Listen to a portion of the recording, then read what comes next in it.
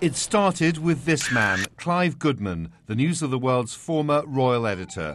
He was jailed in 2007 for illegally listening to phone messages. Also jailed was Glenn Mulcair, a private investigator on the News of the World's payroll, who's thought to have helped Goodman do the actual hacking into voicemail messages.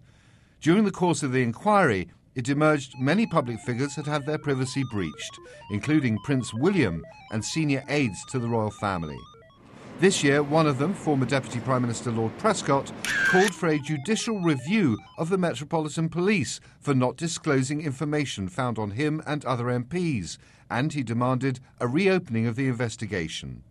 But the key question is how much the man in charge of the News of the World, Andy Coulson, knew about it.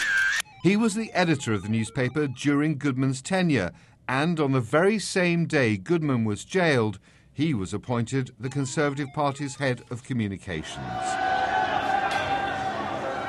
When David Cameron entered number 10 in May, Andy Coulson became one of the most powerful figures in the new government.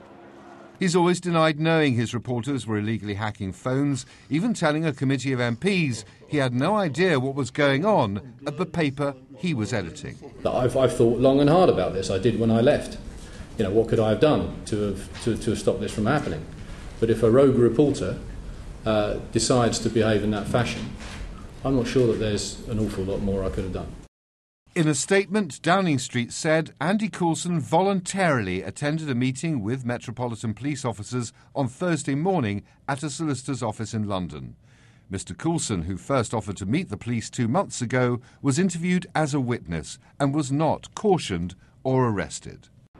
The last place the Downing Street Director of Communications wants to be is on the front page of the newspapers or being talked about on Sky News. So there is additional pressure on Andy Coulson today and also on David Cameron. The Prime Minister has stood loyally by his Director of Communications. There will be fresh questions about his judgement in doing so.